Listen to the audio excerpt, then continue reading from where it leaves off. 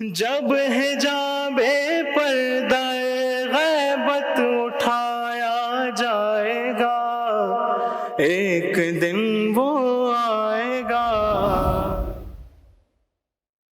He is a Shia religious scholar and a well-known Khatib Ahl Bayt. He is an alumni of the Islamic Seminary Jamia Amirul Mu'mineen alayhi salam, Najafi House, Mumbai.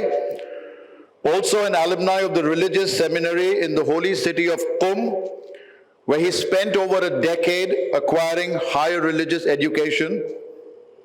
Currently, he is a faculty in his alma mater in Jamia Amirul Mu'mineen alayhi salam since the last 2 decades.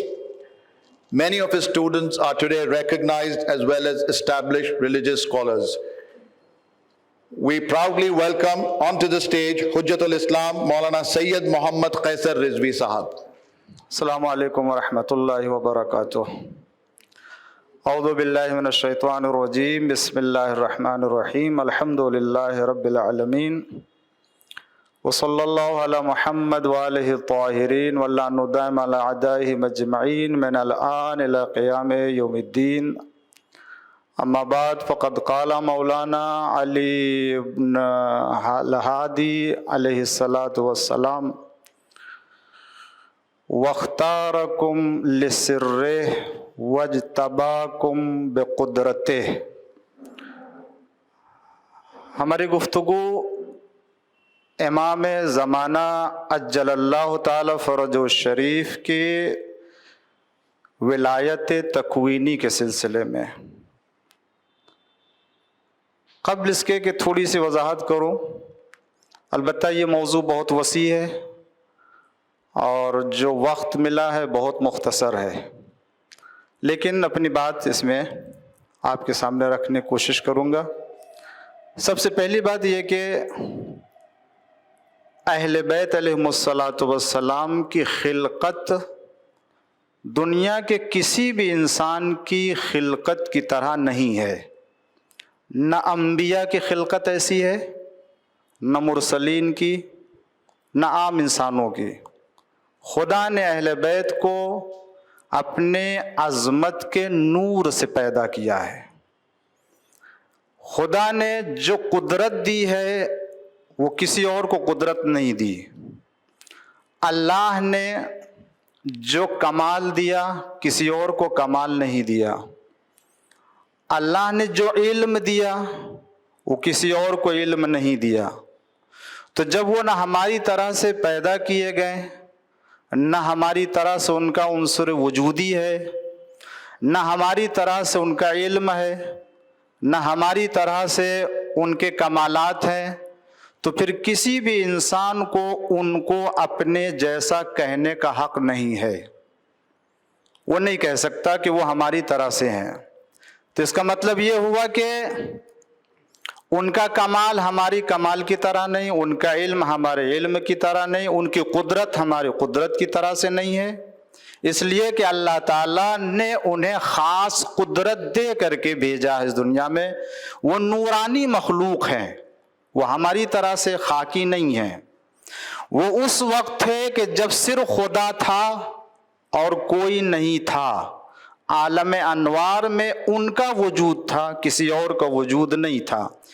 اسی لیے آپ کی قدرت کے سلسلے میں امام علی نقی علیہ الصلاۃ والسلام فرماتے ہیں کہ آپ کو زیارت جامعہ میں جو فقرہ ہے، خدا بند عالم نے آپ کو اپنے اسرار اور رموز کے لیے اختیار کیا ہے اور اپنی قدرت کے لیے تمہیں منتخب کیا ہے۔ اللہ فرماتا ہے اپنی قدرت کے لیے آپ کو منتخب کیا ہے۔ تو جب اللہ تعالیٰ نے ان کو اتنی عظمت کے ساتھ دنیا میں بھیجا کہ کوئی انسان حتیٰ انبیاء میں، مرسلین میں، اولیاء میں نہیں ہے، تو پھر ان کی قدرت کا بھی کوئی اندازہ نہیں لگا سکتا ہے، ان کے علم کا بھی کوئی اندازہ نہیں لگا سکتا ہے۔ اب آئیے دیکھیں کہ خدا بند عالم نے जो कुदरत आले मोहम्मद अलैहिस्सलाम को अता की है, उसी कुदरत की बिना पर आलम तकवीन में या कह लीजिए मौजूदात में, मखलूकात में तसर्रुफ रखते हैं। खुदा ने जो कुदरत इनको दी है वो ऐसी कुदरत भी नहीं है। हम शिया सनाशरी मजहब इमामिया का अकीदा है कि अल्लाह ने आले मोहम्मद को मिन जुमला इमाम ज़माना अलैहिस्सलातु वस्सलाम को जो कुदरत दी है वैसी कुदरत नहीं है कि अल्लाह ने ये कुदरत दे दी और देने के बाद वो बैठ गया और अब अगर वो कुदरत लेना भी चाहे तो नहीं ले सकता है। नहीं, अल्लाह जिस तरीके से अपने कादिर मुतलक होने की सूरत में आले मोहम्मद को कुदरत दिया, उसी तरीके से वो इस बात के ऊपर भी कुदरत रखता है कि वो अगर इनसे कुदरत लेना चाहे तो ले सकता है। हम उस खुदा को मानते हैं, उस कादिर मुतलक को खुदा मानते हैं, और अल्लाह ने जो कुदरत आपको दी है उसी कुदरत की बिना पर मौजूदात आलम के ऊपर तसर्रुफ करते हैं, और इसी तसर्रुफ को विलायत तकवीनी कहते हैं। अब विलायत तकवीनी क्या है? विलायत कहते हैं इक़्तिदार को, हुकूमत को। तकवीनी यानी कायनात में पाई जाने वाली तमाम मौजूद तमाम मखलूक के ऊपर उनका इक़्तिदार और उनकी हुकूमत का होना। तो बहस यह है कि क्या आले मोहम्मद अलैहिस्सलाम और आज इस ज़माने में इमाम महदी अज्जलल्लाहु ताला फरजो शरीफ तमाम मौजूदात आलम के ऊपर हक के तसर्रुफ रखते हैं या नहीं रखते? हक इक़्तिदार का रखते हैं या नहीं रखते हैं? बात बहुत आसान है अजीज़ान गिरामी। जब इमाम फरमाते हैं तो इमाम के कलाम से ही इमाम की अजमत और मंजिलत को पहचानेंगे, किसी और के कलाम के जरिए नहीं। ज़ियारत जामिया में आपने फरमाया वज्तबाकुम बिकुदरते, अल्लाह ने अपनी कुदरत के जरिए से, अपनी कुदरत के जरिए से मुंतखब किया है। तो ये कौन सी कुदरत है? क्या वो कुदरत है कि जिस कुदरत के जरिए से इंसान घर बना लेता है? ये वो कुदरत है जिसके जरिए इंसान प्लेन बना लेता है? ये वो कुदरत है जिसके जरिए से इंसान मोबाइल ईजाद कर लेता है?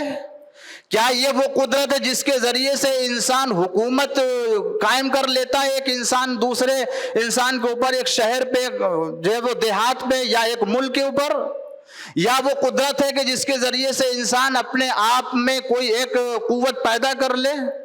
अगर घर बना लेना, अगर किसी चीज के ईजाद करने का नाम कुदरत है तो अल्लाह ताला ने आप ही को क्यों मुंतखब किया? ये तो बहुत से इंसान कर रहे हैं। इसका मतलब ये है कि कोई और कुदरत है जिसके लिए अल्लाह ने आले मोहम्मद अलैहिस्सलाम को मुंतखब किया है, और वो कुदरत कोई और कुदरत नहीं है बल्कि वही कुदरत है कि जिसको आम इंसान अंजाम देने से आजिज है। रद्दुशम, सूरज का पलटाना, शक्कुल कमर, चांद के दो टुकड़े कर देना, तारों को अपने दरवाजे पर बुला लेना, बीमारों को शिफा दे देना, जिसके पास बेटा न हो उसे फर्जंद अता कर देना, ये वो कुदरत है कि जिसको अल्लाह ने अपने इन मखसूस बंदों को अता किया है। और ये न कहिए कि आले मोहम्मद अलैहिस्सलाम को ये कुदरत मोजिज़े को उन्वान से दी है, मोजिज़ा एक अलग चीज है और कुदरत एक अलग चीज है। नहीं, इसी को विलायत कहते हैं। क्यों? इसलिए कि अगर आप गौर करें कुरान करीम में जनाब ईसा अलैहिस्सलाम के लिए सूरह आले इमरान की 49 में इरशाद होता है, जनाब ईसा के ज़बानी नकल करता है परवरदिगार आलम, जनाब ईसा जब बनी इसराइल की तरफ भेजे गए और उसके बाद जनाब ईसा अलैहिस्सलाम ने कहा उन लोगों से कि मैं तुम्हारी तरफ आया हूं, किस लिए आया हूं? जो बात कही है वो ये, अखलुकु मिनत तैर अखलुकु लकुम, मैं तुम्हारे लिए वो परिंदा मिट्टी से बनाऊंगा जिसके अंदर मैं फूकूंगा, दम करूंगा। یہ کون کہہ رہا ہے؟ جناب عیسیٰ علیہ السلام کو اخلقو، اور اس کے بعد وہ احیی الموتا، میں مردے کو زندہ کروں گا. تو یا احیی عربی کا لفظ ہے، متکلم کا صیغہ ہے، جس میں یہ معنی آتا ہے میں زندہ کروں گا، میں بیمار کو شفا دوں گا، میں خلق کروں گا. تو بات یہ ہے اگر خلق کرنا، رزق دینا، موت دینا، حیات دینا یہ اللہ کی ذات سے مخصوص ہوتا تو قرآن جناب عیسیٰ کی زبانی نقل نہ کرتا. جناب عیسیٰ کی زبانی نقل کرنا بتاتا ہے کہ یہ کام ہے تو اللہ تعالیٰ کا، مگر خدا جسے چاہے اسے عطا کر دیتا ہے. تو جب عطا کر دیتا ہے تو پھر وہ خدا کے اذن سے اسے انجام دینے کی قدرت رکھتا ہے. لہذا کوئی یہ نہیں کہہ سکتا کہ ولایت تکوینی امام زمانہ عجل اللہ تعالی فرجہ شریف کے لیے ممکن نہیں ہے. نہیں، یہ کمال ہے پروردگار عالم کی طرف سے آل محمد علیہ السلام کے لیے. اور یہ تو وہی تصرف ہے کہ جس کا اقرار غدیر کے میدان میں پیغمبر اسلام نے مولا کائنات کے لیا تھا. جب من کن تو مولا فرمائے تو اس کے پہلے فرمایا تھا کیا؟ الستو اولا بکم من انفسکم، کیا میں تمہارے نفسوں کے اوپر تم سے زیادہ حق کے تصرف نہیں رکھتا ہوں؟ جب کہا سب نے اقرار کر لیا تب آپ نے فرمایا من کن تو مولا.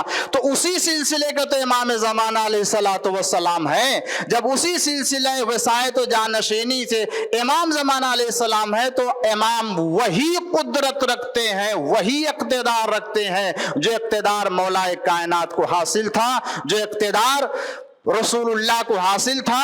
اور آج اس زمانے میں اگر کوئی مثال دیکھنا چاہتے ہیں، کہیں جانے کی ضرورت، بہت سی مثالیں ہیں.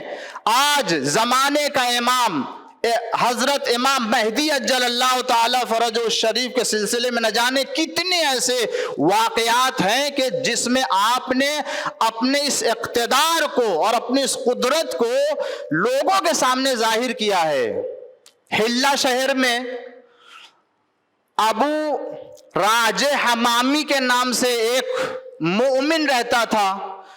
وہاں کا حاکم ناصبی تھا اور اتنا تعصب تھا کہ حلہ شہر میں مقام امیر المومنین السلام کے نام سے ایک جگہ تھی. جو بیٹھتا تھا اپنے دربار میں تو اپنی پشت کر کے مقام امیر المومنین السلام کی طرف بیٹھتا تھا.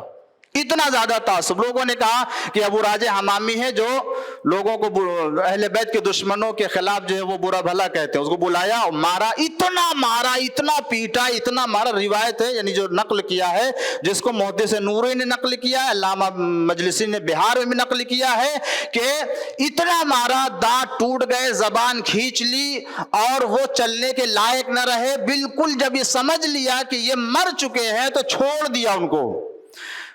اب جب چھوڑ دیا تو لوگوں نے ان کو اپنے گھر لا کر کے رکھا اور کیا کرے، سب چھوڑ کے چلے گئے یہی انتظار میں کہ بس ان کا دم ابھی نکلنے والا ہے.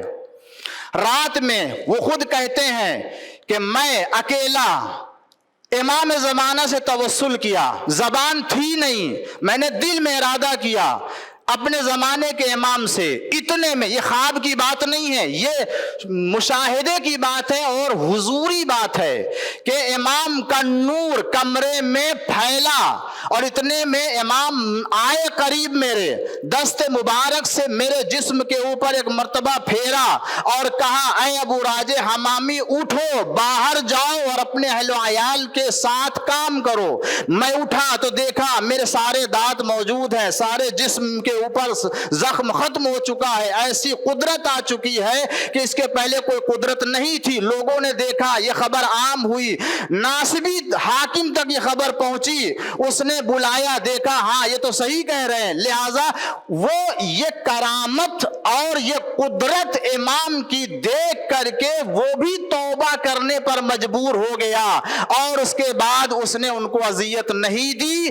یہ دلیل ہے اس بات کی کہ جو حق کے تصرف امیر المومنین کو غدیر خم کے میدان میں رسول اللہ نے خدا کی جانب سے عطا کیا تھا، اسی سلسلے کے یہ آخری امام ان ان کے پاس بھی آج نہ صرف انسان کے اوپر بلکہ دنیا کے تمام موجودات کے اوپر بھی ان کا تصرف پایا جاتا ہے جس کا کوئی انکار نہیں کر سکتا. وصلی اللہ علی محمد وآلہ الطاہرین. On behalf of 12 Talks, we present a humble token of appreciation. شکریہ. اللہم صلی علی محمد وآلہ. Summarizing Maulana Qaisar Saab's speech, where he spoke about Wilayat Takwini, he said that the Ahl Bayt alayhimus salam are the special creation of Allah, so no man can compare himself or herself to them. Imam Mahdi alayhis salam has been bestowed the authority or the Wilayat of Takwini on the entire creation of the universe, which is the same as our holy Prophet, peace be upon him, and his family, and the Imams before him. صدق الله العلي العظيم.